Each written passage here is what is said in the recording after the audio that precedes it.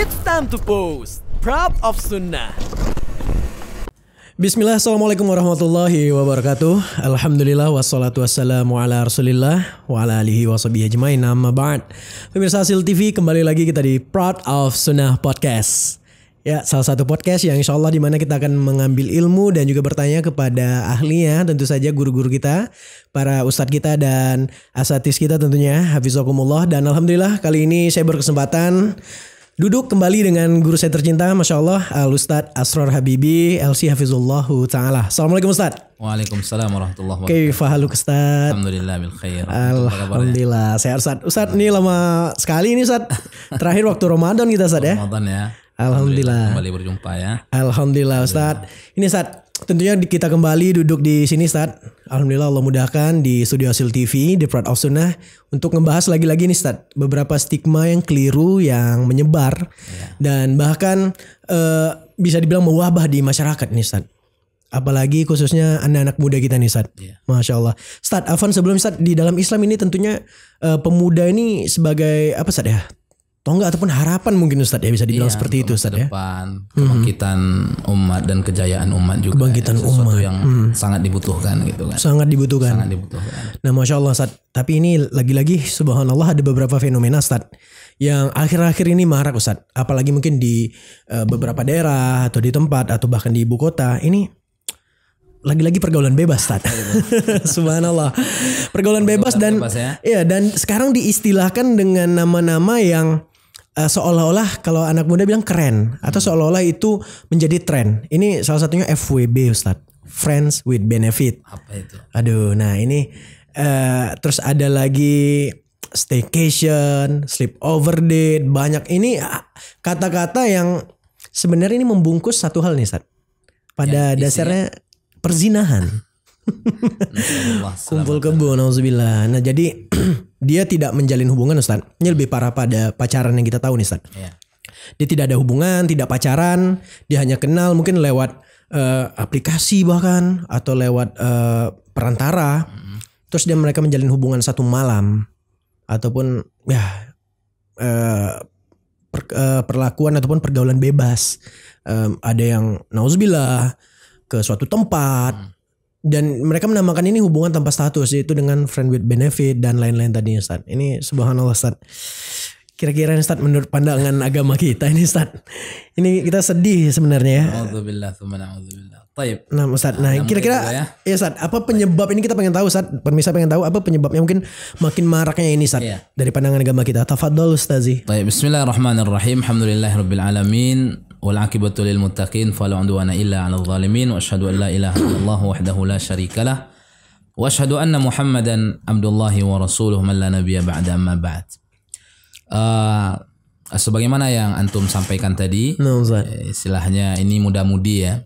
Betul Ustaz. Kalau kita merujuk kepada kehidupan masa sahabat di awal-awal Islam, itu kalau kita perhatikan peran pemuda itu dan peran anak-anak muda itu sangat luar biasa.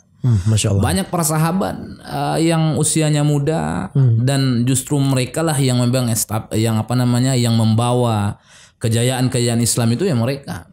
Orang-orang yang diutus oleh Nabi SAW berdakwah, menjadi dai, mengajak masyarakat masuk ke dalam agama Islam seperti Mu'adz bin Jabal, seperti yang lain-lain juga. Itu mereka seorang pemuda itu, seorang syab, seorang pemuda yang sangat luar biasa. Artinya Nabi SAW mencurahkan perhatiannya yang sangat banyak itu diantaranya kepada pemuda-pemuda ini. Kenapa? Karena memang mereka yang akan memegang estafet Islam itu ya mereka. Di tangan mereka biiznillah kemajuan agama Islam ini atau nasallallahu salamatan afiyah kemunduran agama Islam ini. Bahkan seperti itu artinya kita juga harus menjaga ya masalah pendidikan di masa muda ini. Jadi menjaga muda-mudi kita, anak-anak kita dari perkara-perkara yang bebas. Adapun sesuatu yang antum bilang tadi, ya salah satu sebabnya karena jauhnya dari ilmu. Ya, karena Nabi SAW itu sangat memperhatikan usia para sahabatnya, di mana usia muda itu diajarkan oleh Nabi. Bahkan Mu'adz bin Jabal itu suatu ketika Nabi bertemu dengan Mu'adz bin Jabal itu, tiba-tiba Nabi SAW memegangnya menunjukkan Nabi itu begitu dekat dengan anak-anak muda ya. Nah, Ustaz, wah, Masya Allah. Dipegang oleh Nabi SAW, Nabi mendekat kepadanya, kemudian Nabi mengatakan, ya Mu'adz, wallahi inni la uhibbuk. Wahai Mu'adz, sesungguhnya aku sangat mencintaimu, kata Nabi SAW. Bahkan dalam satu riwayat itu Nabi bersumpah, wallahi inni la uhibbuk, saya sangat mencintaimu. Mu'adz masih muda usianya ketika itu, diperhatikan oleh Nabi. Jadi Nabi mendekati kepada Mu'adz, di antara sebabnya tentu karena Mu'adz ini masih muda. Nah, Ustaz. Dan ketika anak muda mendapatkan ilmu, memahami satu ilmu, dan ketika dia mengembangkan ilmu itu, ini pengaruhnya sangat luar biasa kepada teman-teman sejawatnya, kepada keluarganya, kepada masyarakatnya, kepada kaumnya, sangat luar biasa. Maka Nabi mengajarkan inni la uhibbuk, kata Nabi. Kemudian Nabi mengajarkan satu zikir kepadanya. Apa itu, Ustaz? Zikir yang dianjurkan untuk disebutkan qabla salam, ba'da tasyahud, sebelum salam atau setelah tasyahud, atau dijadikan rangkaian daripada zikir setelah salat 5 waktu. Kemudian di lain kesempatan Nabi juga suatu ketika berdua bersama Ibnu Abbas, di atas kendaraan, di atas keledai yang dimiliki oleh Nabi SAW. Tiba-tiba Nabi mengatakan, ya ghulam, wahai anak kecil. Ibnu Abbas ketika itu masih kecil, Ustaz, ya? Masih kecil ya. Artinya Nabi itu juga perhatian kepada anak-anak, karena mereka inilah yang akan membawa estafet Islam di masa yang akan datang itu. Kalau anak-anak muda sudah rusak, gimana Islam di masa yang akan datang? Kalau anak-anak kecil sudah banyak yang jahil, tidak mengerti agama, ya 10 tahun, 15 tahun ke depan, ini mereka loh yang menjadi tonggak itu. Ya, di tangan mereka itu sebabnya nanti majunya Islam biiznillah atau mundurnya Islam itu juga karena mereka. Artinya Nabi di antara perhatian yang diberikan oleh Nabi itu ya kepada anak-anak muda, kepada anak-anak yang masih kecil juga. Ibnu Abbas, ya ghulam, kata Nabi, inni uallimuka kalimatin, aku akan mengajarkan kepadamu beberapa kalimat, kata Nabi. Itu masih kecil loh, sebutan ghulam itu masih kecil, belum balik. Sementara Mu'adz ketika itu sudah balik, tapi remaja, seorang pemuda, ya remaja, seorang pemuda, bahkan sampai dikirim oleh Nabi SAW. Jadi apa yang terjadi di di belakang-belakang waktu ini, kondisi sekarang itu, yaitu mungkin kurangnya perhatian kita ya kepada anak-anak muda ini, kurangnya mungkin dari sisi kajian-kajian yang merangkul mereka, yang mengajak mereka kepada kebaikan-kebaikan. Mungkin dari sisi itu wallahu alam, intinya qillatul ilm, sedikitnya ilmu lah yang tersebar di tengah-tengah kalangan-kalangan muda-mudi itu, sehingga ya itulah sesuatu yang terjadi. Di samping juga ini bentuk daripada realita yang memang akan terjadi di akhir zaman ini. Semakin banyaknya dan semakin maraknya perzinaan, sebagaimana yang dibungkus tadi dengan kalimat-kalimat apa tadi? FWB. Betul, Ustaz. Nasallallahu alaihi wasallam. Dibungkus dengan seakan-akan berisi bukan kemaksiatan, bukan sesuatu dosa, bukan sesuatu kemungkaran, sehingga orang menganggap itu sesuatu yang mungkin biasa-biasa saja. Naudzubillah tsumma naudzubillah. Padahal itu adalah kemaksiatan yang sangat dibenci oleh Allah Azza wa Jalla. Jadi pertama sebabnya qillatul ilm, yantashiru bainas syabab. Sedikitnya ilmu yang tersebar di tengah-tengah anak muda tadi. Maka kewajiban kita itu. Sekarang alhamdulillah sudah banyak alat kemudahan-kemudahan sosial media. Apa yang bisa kita gunakan, apa yang bisa kita tulis di Facebook yang kita punya, di status yang kita buat gitu kan. Udahlah status-status yang lebay atau yang semisal dengannya udah, ya kan. Sekarang apa yang bisa kita tulis yang dibaca oleh anak muda, anak mudi, yang dibaca oleh sahabat-sahabat kita mungkin yang belum mendapatkan petunjuk dari Allah Taala, mudah-mudahan bermanfaat bagi mereka itu. Jadi intinya qillatul ilm, sedikitnya ilmu yang tersebar di tengah-tengah mereka. Jadi itu. Baik Ustaz, menarik Ustaz. Berarti sedikitnya ilmu yang tersebar ataupun di kalangan mereka ini Ustaz ya, mungkin sebagian anak muda yang melakukan. Ini di antara sebabnya. Perbuatan ini salah satu di antaranya Ustaz ya. Salah satu di antaranya. Padahal mungkin Ustaz di tengah gencarnya juga dakwah, Masya Allah, dakwah Islam terutama yang menyuarakan yang hak, yang menurut pemahaman yang benar Ustaz ya, Quran Sunnah, fahmi salaf gitu. Tapi mungkin sebagian ini Ustaz mungkin masih berpikir gini Ustaz. Kita tahu mungkin ada yang masih skeptis dan beranggapan bahwa mungkin untuk menjadi orang-orang yang taat agama, alim, mereka masih minder. Ada lagi yang beranggapan gini Ustaz, saya tidak pantas nih untuk menjadi seorang yang soleh. Ada ya anak muda yang masih berpikir situ, atau yang bahasa gaul itu gue tuh nggak pantas tuh untuk jadi suci seperti itu. Gue tuh banyak dosa dan segala macam. Nah, dengan anggapan-anggapan mereka yang tadi, padahal dakwah sekarang kan masya Allah Ustaz, di mana-mana ada. Tapi mereka sendiri yang memposisikan diri mereka untuk tidak pantas berada di tengah-tengah mungkin majelis ilmu ataupun lingkungan yang baik. Ini ada nggak satu solusi nih Ustaz untuk masalah seperti ini Ustaz? Intinya diperbanyak aja jaringan dakwah itu diperbanyak. Ya kan, jaringan dakwah itu diperbanyak. Kemudian penyebaran dakwah itu juga diperluas.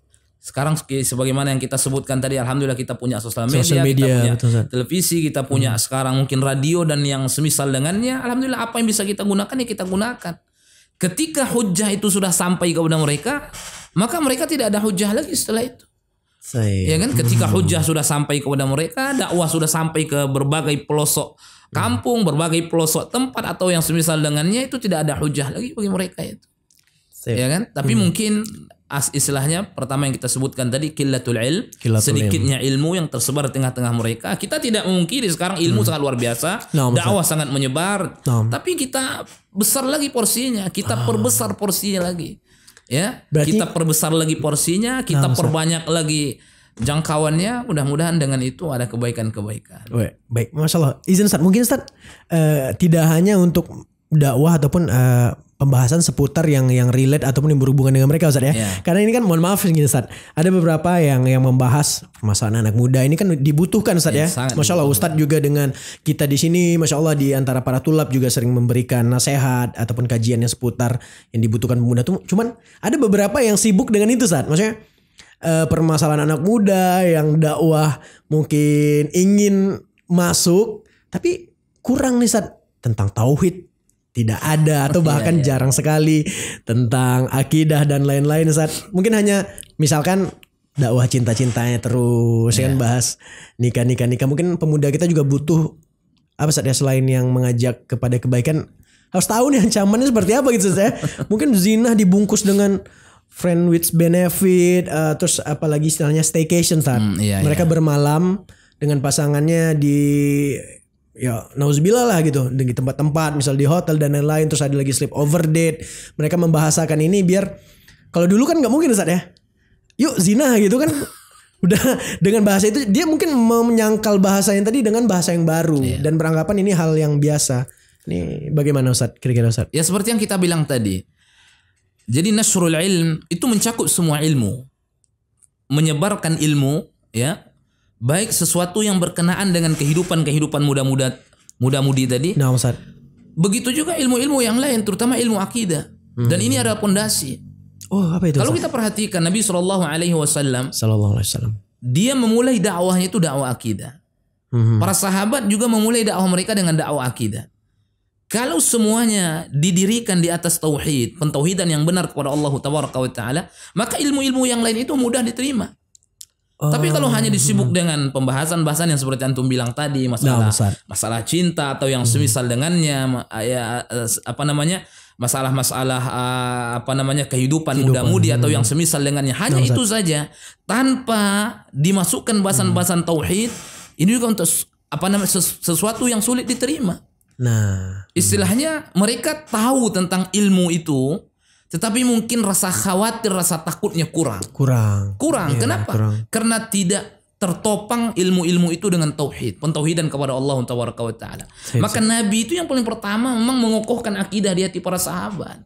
Begitu juga ketika diutus Mu'adz bin Jabal, itu mengokohkan hati masyarakat Yaman itu di atas akidah tauhid yang benar. Karena ketika sudah benar tauhidnya, ketika diajarkan tentang ancaman-ancaman tadi, itu ngefeknya luar biasa. Timbul rasa takut dalam hati mereka itu luar biasa. Jadi ketika disebutkan, ketika langsung disebutkan ancaman zina seperti ini, ancaman ikhtilat seperti ini, ancaman begini seperti disebutkan semuanya, itu belum tentu ngefek dalam jiwa mereka itu. Mungkin mereka takut seketika, tapi 1 hari 2 hari kembali kepada kejahatan itu. Tapi ketika tauhidnya dibenarkan, kenalkan mereka kepada Allah Azza wa Jalla. Kenalkan mereka tentang kebesaran-kebesaran Allah Taala. Bagaimana mentauhidkan Allah Subhanahu wa taala, bagaimana menyembah Allah Taala. Kalau ini yang ditanamkan, pondasi yang ditanamkan, kemudian ilmu-ilmu yang tadi itu luar biasa ngefeknya kehidupan mereka itu. Timbul rasa takut dalam jiwa mereka itu. Karena orang yang berilmu itulah seyogyanya orang yang paling takut kepada Allah Taala. Innama yakhsyallaha min ibadihil ulama. Orang yang paling takut kepada Allah dari kalangan hambanya itu ya orang-orang yang berilmu. Terutama ilmu di atas tauhid yang benar itu sangat luar biasa. Pentauhidan mereka kepada Allah Azza wa Jalla. Salah satu contoh ya. Gimana Ustaz? Nabi Ibrahim alaihissalam. Siapa yang tidak kenal dengan Nabi Ibrahim alaihissalam? Dan berapa rasa takut hadir dalam jiwa Nabi Ibrahim itu seperti apa gitu. Rasa takut yang mungkin seakan-akan tidak terbayang oleh benak kita itu. Nabi Ibrahim dipuji oleh Allah Azza wa Jalla dengan pujian yang sangat luar biasa. Inna Ibrahim kana ummah qanitan lillah hanifa wa lam yakun minal musyrikin. Di dalam satu ayat itu Allah puji 4 pujian. 4 pujian. Dan semuanya itu tidak lepas dari pentauhidan dia kepada Allah Subhanahu wa taala. Tingginya tingkatan Ibrahim di dalam mentauhidkan Allah Tabaraka wa taala. Tapi rasa takut itu selalu hadir dalam dirinya. Sehingga apa? Dia berdoa kepada Allah Azza wa Jalla, ya Allah jadikan aku orang yang mendirikan salat dan begitu keturunan-keturunanku. Dia khawatir jangan sampai nanti di akhir ayat dia tidak melakukan salat kepada Allah Azza wa Jalla. Walaupun tidak mungkin, tapi ada kekhawatiran dalam jiwanya. Begitu juga wajunni wa baniya an na'budul asnam. Jauhkan aku ya Allah dan keturunan-keturunanku dari menyembah selainmu. Tidak mungkin Nabi Ibrahim alaihissalam menyembah selain Allah Azza wa Jalla. Tapi dia khawatir andaikan dia menyembah selain daripada Allah Azza wa Jalla. Dan itu semua karena tauhid yang kuat tadi. Dia kepada Allah Azza wa Jalla. Begitu juga Nabi Yakub alaihissalam. Apa kata Allah Azza wa Jalla? Am kuntum syuhada. Tidakkah kalian menyaksikan? Tidakkah kalian tahu cerita tentang Yakub? Idh hadara Yakub al-maut. Ketika kematian ingin menghampiri Yakub. Idh qala li banihi ma ta'buduna min ba'di. Nabi Yakub berkata kepada anak-anaknya, dia kumpulkan ketika sudah dalam keadaan sakit, sudah ingin sakarat, ingin berjumpa dengan kematian. Yakub alaihissalam mengumpulkan anak-anaknya. Bertanya kepada anak-anaknya, ma ta'buduna min ba'di, wahai anakku, apa yang akan kalian sembah setelah peninggalanku? Dia khawatir dan dia tidak lalai gitu. Itulah orang-orang yang tinggi pentauhidannya kepada Allah Tabaraka wa taala. Jadi ketika tauhid sudah tertanam di dalam jiwa seseorang, ketika disebutkan tentang satu larangan dan disertakan di situ ancaman-ancamannya, itu ngefeknya luar biasa. Masya Allah. Berbeda dengan ketika tauhid belum tertanam, kemudian disampaikan tentang sebuah larangan-larangan, itu belum tentu ngefek kepada mereka, walaupun mereka tahu itu. Ini bedanya. Orang-orang yang memandang satu larangan, memandang satu kemungkaran, memandang satu kemaksiatan, yang di dalam dirinya ada tauhid, ada akidah yang lurus, ada akidah yang benar, itu mereka luar biasa takutnya kepada larangan-larangan itu luar biasa. Mungkin maka kita sebutkan nasrul ilmu mencakup semuanya. Jadi tidak hanya sekedar menerangkan tentang hukum zina, tidak hanya sekedar menerangkan tentang hukum alkohol atau yang semisal dengannya. Tapi dakwah tauhid itu, ilmu tauhid ini adalah ilmu yang sangat pondasi yang mesti para dai itu gencar mereka mendakwahkan tentang tauhid itu. Masya Allah. Dan salah satu cara kita ataupun ikhtiar kita adalah dengan menuntut ilmu dan hadir di majelis ilmu, Ustaz ya, untuk anak-anak muda. Masya Allah, berarti ini ya alhamdulillah, jazakallahu khair Ustaz. Ini kita berterima kasih banyak Ustaz ya, maksudnya dengan Ustaz dan asatis kita yang lain di luar sana yang menggenjarkan dakwah, maksudnya bukan bermaksud untuk mengkhususkan ataupun menspesialkan diri dengan dakwah anak muda, tapi memang ini butuh Ustaz ya. Butuh. Memang kondisinya sekarang dibutuhkan peran guru-guru kita untuk merangkul dan mengarahkan kami-kami kita semua yang masih ada darah muda mungkin dan rawan sekali nih Ustaz untuk terpengaruh ataupun dibawa ke arah-arah yang sangat keliru atau melenceng tentunya Ustaz. Nih baik Ustaz. Nah, jadi timbul satu pertanyaan nih Ustaz. Berarti kalau memang yang sudah Ustaz jelaskan, kira-kira itu dulunya Ustaz tadi udah paparkan di awal. Dulu ini bagaimana Ustaz Islam, terkhususnya mungkin baginda kita Nabi Muhammad SAW mengatur hubungan antara anak muda, kalau bahasanya sekarang cowok, cewek gitu Ustaz ya. Akhi, ukhti, ikhwan, akhwat ini bagaimana Ustaz? Apakah dulu itu seketat apa ataukah sekarang ini yang memang parah semuanya udah nggak ada batasan lagi gitu Ustaz? Tafadhol Ustaz. Jadi kalau kita perhatikan ya, salah satu sarana dan memang itu ada di dalam Islam semenjak zaman Nabi Sallallahu Alaihi Wasallam. Agar tidak terjadi hal-hal yang disebutkan tadi, zina atau yang nama-nama yang dibungkus dengan apa nama-nama yang antum sebutkan tadi. Itu memang Islam sudah memberikan rambu-rambu dalam pergaulan itu. Oh, ada rambu-rambu. Ada rambu-rambunya. Baik. Jadi yang kita sebut intinya ini disampaikan kepada anak muda-muda yang kemudian mudi-mudi juga disampaikan, tetapi tetap dengan tauhid, tertopang dengan tauhid tadi. Kalau kita perhatikan masa Nabi itu salah satu contoh misalnya. Iya, Ustaz. Nabi mengatakan, dan ini pelajaran besar sebenarnya ya. Kalau kita ingin ungkap banyak, tapi sebagian akan disebutkan. Nabi mengatakan tentang masalah sholat ini dalam masjid loh. Nah, Ustaz. Dalam masjid, kalau kita pikirkan dalam masjid itu tentu mungkin ada peluang-peluang orang ingin melakukan kemaksiatan gitu kan. Iya, Ustaz. Mungkin tetap ada orang-orang yang berniat buruk Nyuri lah. kotak Tapi amal misalkan yang paling kecil, Ustaz. banyak lah gitu kan. Subhanallah, nah, Ustaz. Atau mungkin pemikiran-pemikiran yang mengundang syahwat atau yang semisal dengannya mungkin bisa timbul mungkin ya bagi mereka-mereka yang mungkin lemah iman lah. Nah. Tetapi kendati pun demikian, kendati pun dirimu tempat ibadah itu diatur oleh Nabi. Oh iya, Masya Allah. Sampai ke situ loh, di tempat ibadah apalagi di luar. Oh ya Allah, ya betul. Apa kata Nabi? Khairus sufuf, sebaik-baik saf bagi laki-laki di mana? Di paling depan betul, Ustaz. Sebaik-baik saf bagi wanita di mana? Paling belakang. Paling belakang. Artinya apa? Ada jarak antara laki-laki dengan wanita. Itu rumah ibadah. Yang seharusnya dalam ibadah itu kita hanya memikir Allah saja. Oh iya. Tapi itu dijarakkan dan direnggangkan oleh Nabi SAW. Ada batas lagi. Kalau kita perhatikan hikmahnya di situ, luar biasa itu. Iya betul, Ustaz. Masya Allah. Itu dalam ibadah. Kalau dalam artinya ibadah. apa? Sebenarnya dalam ibadah. Jangan sampai pemikiran kita sempat memikirkan lawan jenis atau syahwat atau yang sebesar lengannya lah. Cukup kita pikirkan Allah Azza wa Jalla. Salat kita benar apa tidak? Salat kita khusyuk apa tidak? Baik, Ustaz. Tapi Nabi masih membimbing, ya, jarak antara laki-laki itu masih diatur oleh Nabi SAW. Berarti jelas nih kan, jelas sebaik-baik saf itu bagi laki-laki.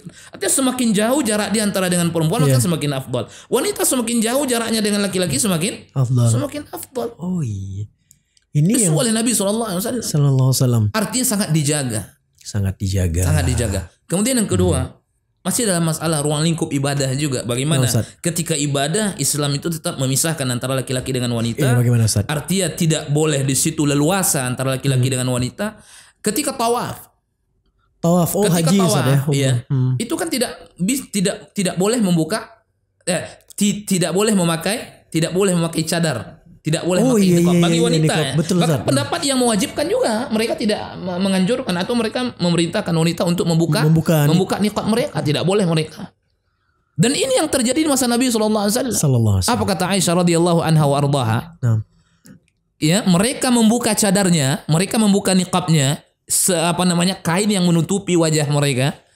Ketika banyak laki-laki yang mondar-mandir di hadapan mereka, ya, rijalul a'jami, laki-laki yang mondar-mandir di hadapan mereka, sadalna, maka kami turunkan cadar kami. Kami turunkan cadar kami. Artinya apa? Ada memang jarak antara laki-laki dan wanita itu semenjak zaman Nabi. Jangan kita kira itu satu pemahaman yang membawa hal yang seperti itu. Ya, mestinya ada jarak antara laki-laki dengan wanita, mestinya ada kerenggangan antara laki-laki. Ini dari masa Nabi itu sudah terjadi. Sudah ada. Itu semua adalah untuk menjaga kesucian masing-masing jenis itu. Nah, Masya Allah. Agar tidak ternodai engkau wahai saudariku, agar tidak ternodai engkau wahai saudaraku. Itu mesti menjaga hubungan itu. Ya, dalam ibadah yang kita itu sibuk pemikiran kita memikirkan kesukaan ibadah, tapi Nabi masih membimbing itu. Terpisah. Apalagi Ustaz? Coba antum apa lagi? Ini gantian ada yang ditanya, subhanallah. Contoh lagi. Ketika salat. Ketika salat, imam salah nih. Imam salah. Ketika salat misalnya imam salah, gerakannya salah, makmum membenarkan. Makmum laki-laki ada caranya, makmum wanita ada caranya. Oh, beda, Ustaz ya? Beda ya. Oh iya. Laki-laki mengingatkan dengan apa? Dengan subhanallah. Nah, jadi misalnya nih, ketika imam salah, maka laki-laki mengingatkan subhanallah. Nah, Ustaz. Wanita at-tasfiq, dengan tepuk tangan. Tidak mengeluarkan suara. Ya Allah, benar-benar. Takut mengganggu kepada laki-laki. Ustaz, afwan Ustaz, sedikit Ustaz. Berarti kan ini membuktikan juga secara langsung memang wanita ini fitnah yang benar-benar seperti itu. Dan wajar Ustaz, memang fitrahnya Ustaz ya. Wallah, kalau kita ungkap satu-satu banyak akhi. Bagaimana Nabi SAW membuat penerapan, membuat satu hukum, membuat ketentuan-ketentuan di masa beliau kepada para sahabatnya, dan itu berlaku untuk semua kita. Iya lagi. Berlaku semua kita. Itu di antara sebabnya atau di antara ilahnya agar terjaga antara hubungan mereka ini. Hubungan antara laki-laki dan wanita, tidak boleh terlalu dekat. Oh, Masya Allah. Karena bisa mengundang fitnah. Ketika ihram, Nah, Ustaz. disunnahkan bertalbiyah. Dan laki-laki disebutkan yusannu raf'us sauti bit talbiyati. Disunnahkan mengangkat suara dengan talbiyah. Labbaik Allahumma labbaik, labbaik la syarika lak, labbaik innal hamda wan ni'mata lak wal mulk la syarika lak. Tapi wanita tidak disunnahkan raf'us saut. Oh, cukup dia yang mendengarkan, diucapkan oleh lisannya, dengar telinga dia, sudah cukup di situ. Sudah cukup di situ. Itu semua apa? Untuk menjaga kesucian diri mereka. Ya Allah, jangan sampai menimbulkan, mengundang sebuah fitnah di tengah-tengah mereka. Jadi itu bukan bukan paham satu kelompok, bukan paham. Enggak, itu Nabi yang memang sudah belum lagi Al-Quran menekankan. Ustaz. Kesempurnaan agar terjaga hubungan mereka tidak terlalu tidak dekat dan tidak mudahnya ikhtilat atau yang semisal dengannya. Maka Islam memerintahkan laki-laki menundukkan pandangannya, dan tidak cukup laki-laki menundukkan pandangannya, tapi diperintahkan wanita juga menundukkan pandangannya. Oh iya. Ya, diperintahkan agar terjaga kedua-duanya. Laki-laki, wa qul lil mu'minin, kau katakan kepada laki-laki yang beriman, wahai Muhammad, ayyaghuddu min absarihim, hendaklah laki-laki tadi menundukkan pandangannya, wa yahfadzu furujahum, kemudian menjaga kemaluan mereka. Tidak sampai di situ Allah perintahkan. Tidak cukup Allah perintahkan laki-laki untuk menundukkan pandangannya, tapi wanita, wa qul lil mu'minat, engkau sampaikan kepada wanita yang beriman, wahai Muhammad, ayyaghdudna min absarihinna wa yahfadna furujahun, hendaklah mereka menundukkan pandangannya dan menjaga kemaluan mereka.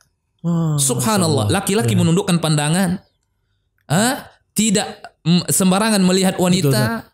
Ya, kemudian wanita juga demikian, sebagaimana laki-laki menundukkan pandangannya, wanita menundukkan pandangannya, terjagalah hubungan mereka.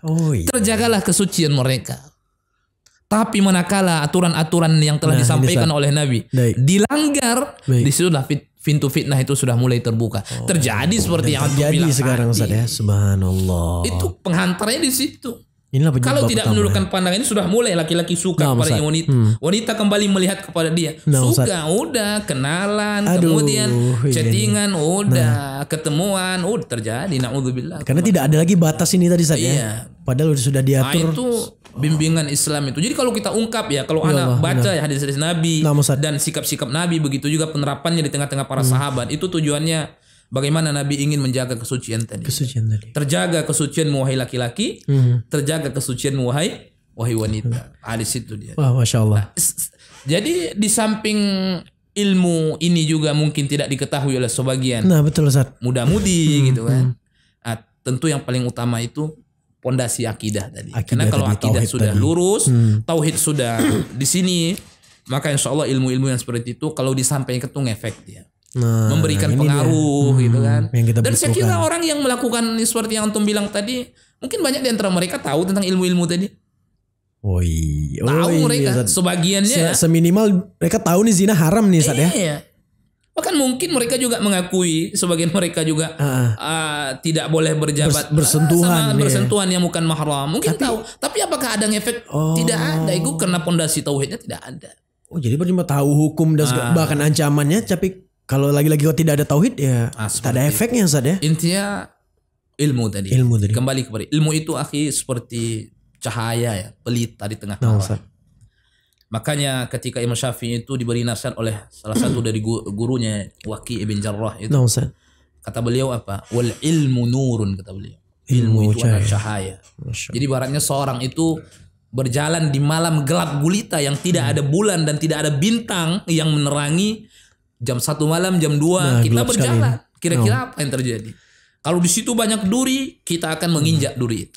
Kalau di situ banyak lobang, kita akan masuk ke dalam lobang itu. Kita akan terjatuh. Subhanallah. Tapi begitu ada bintang, begitu ada cahaya, begitu ada pelita yang kita bawa, maka dengan itu kita diberi petunjuk. Itulah ilmu. Kalau ilmu di muka bumi ada bersama kita, terutama tauhid, maka akan ditunjuki oleh Allah Taala jalan kita di muka bumi. Tidak sekedar tahu, banyak orang tahu tapi mereka tidak melakukan apa yang mereka tahu. Banyak orang mengerti tentang haramnya zina, haramnya seperti yang Antum bilang tadi, minuman-minuman tadi, masih banyak melakukan. Kenapa? Kurang efek dalam jiwa mereka itu. Karena tauhid masih kurang tertanam dengan kuat itu. Masya Allah. Nah, ini tugas kita, nasrul ilm. Menyibukkan ilmu untuk menyibukkan penyebaran ilmu, bukan hanya ilmu-ilmu tentang pengetahuan batasan-batasan tadi, tapi tauhid itu adalah awalan, sesuatu yang paling utama yang mesti kita ajarkan pondasi ini Ustaz ya, muda-mudi kita. Ya, Masya Allah, tabarakallah, barakallahu fik Ustadz.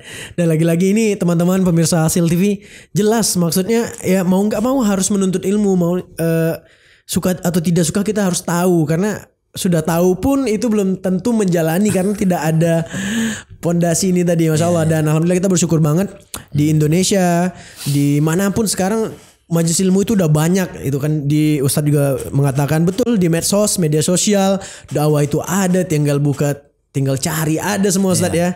Dan mungkin semoga ini bisa menggerakkan hati teman-teman lah, akhi ukti kan, mau cewek ataupun cowok. Dan alhamdulillah ini paparan Ustadz Asrar hafizullah ini benar-benar Ustadz, Masya Allah, jazakallah khair. Ustadz ini sebenarnya udah terbayang semuanya, udah semoga lagi-lagi Ustadz ya, ini bisa menjadi cahaya nih Ustadz, bisa menjadi cahaya untuk apa namanya, teman-teman mungkin yang masih berada di dalam kegelapan malam ini. Ya, teman-teman yang melakukan ini tadi, semoga bisa diberikan hidayah dan mengejar hidayah yang tadi Ustadz ya. Insyaallah. Semoga bisa mendapatkan hidayah dari Allah Subhanahu wa taala. Amin. Tapi seperti yang Antum bilang tadi, pengenalan terhadap itu juga kewajiban kita menerangkan kepada mereka akibatnya. Akibat perbuatan itu mesti kita sampaikan juga. Itu nyinyir kita menyampaikan. Intinya sejalan lah. Dakwah akidah itu juga disampaikan. Kemudian ilmu-ilmu tentang bahayanya perbuatan-perbuatan zina, khamar, judi, kemudian kumpul kebo yang Antum bilang tadi, yang berujung kepada perbuatan-perbuatan yang seperti zina atau yang semisal dengannya juga, pergaulan bebas ya. Ini juga wajib kita sampaikan. Kita berkaca kepada kehidupan umat di masa dahulu. Allah, ini sebenarnya bukan sesuatu yang main-main akibat. Karena sebenarnya yang akan menanggung risiko itu bukan pelaku maksiat aja. Bukan mereka aja. Kita takut kita. Iya. Bukan kita mengatakan diri kita suci ya. Tidak ada yang suci. Tapi alhamdulillah kita berusaha semaksimal mungkin berhindar dari perbuatan-perbuatan zina, perbuatan-perbuatan minum khamar, judi atau yang semisal. Kita berusaha menghindarkan diri dari perbuatan-perbuatan itu. Ya. Jadi yang mesti dikhawatirkan itu asal istilahnya bukan mereka yang terjerumus ke dalam perbuatan itu saja. Itu akibatnya itu mesti disampaikan. Akibat itu semuanya kena. Ada konsekuensi dari maksiat ini kan. Semuanya kena. Kalau Allah turunkan bala ke negeri kita bagaimana? Ya Allah. Yang akan hancur hanya pelaku maksiat itu. Enggak lah, semuanya Sat. Iya. Bagaimana lihat kaum terdahulu? Bagaimana pembangkangnya kaum Ad? Bagaimana pembangkangnya kaum Samud? Bagaimana kesombongan kaum Saba? Kurang apa nikmat Allah berikan kepada kaum Saba itu? Kalau kita baca cerita kaum Saba dalam Al-Quran itu sangat luar biasa. Laqad kana li Saba'in fi maskanihim ayah jannatani an yamini wa shimal. Sungguh terdapat tanda-tanda kekuasaan kebesaran Allah Jalla wa Ala bagi negeri Saba. Sebuah kampung yang luar biasa sentosanya mereka itu. Allah katakan kulu min rizki rabbikum washkurulah. Makanlah rezeki yang Allah tabur kepada kalian dan bersyukurlah kalian kepada Allah Azza wa Jalla. Baldatun thayyibatun wa rabbun ghafur. Negeri kalian negeri yang indah dan kalian punya Rabb Allah Subhanahu wa taala yang Maha Pengampun lagi Maha Penyayang. Tapi apa yang terjadi? Kebaikan-kebaikan itu tidak disambut baik oleh masyarakat negeri Sabah itu. Disambut dengan kesombongan, dengan kemaksiatan. Udah hancur semua itu. Dan semuanya hancur semuanya. Wa mazzaqnahum kulla mumazzaq, kata Allah. Kami cabik mereka secabik-cabiknya. Kami koyakkan mereka sekoyak-koyaknya. Kami hancurkan mereka sehancur-hancurnya. Itu ulah kemaksiatan. Jadi samping ini kita kasihan kepada kepada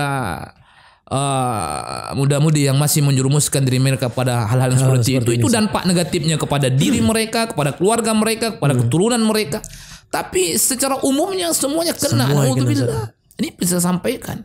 Jadi gencar juga kita menyampaikan akibat-akibat ini itu. Tapi tidak hanya itu. Tauhid tetap diutamakan juga. Jadi sampaikan ya keburukan-keburukan dari perbuatan zina, belum lagi maraknya penyakit-penyakit apa itu diakibatkan oleh perbuatan seks bebas itu, penyakit-penyakit AIDS atau yang semisal dengannya. HIV aja sampai sekarang kan belum teratasi masalah itu Ustaz ya. Belum lagi penyakit-penyakit yang Jadi lain. harus disampaikan ini. Ya, karena yang akan menderita karenanya bukan mereka-mereka saja. Na'udzubillah. Itu bisa ketika Allah turunkan ujian, Allah turunkan bala, malapetaka, itu semua akan kena.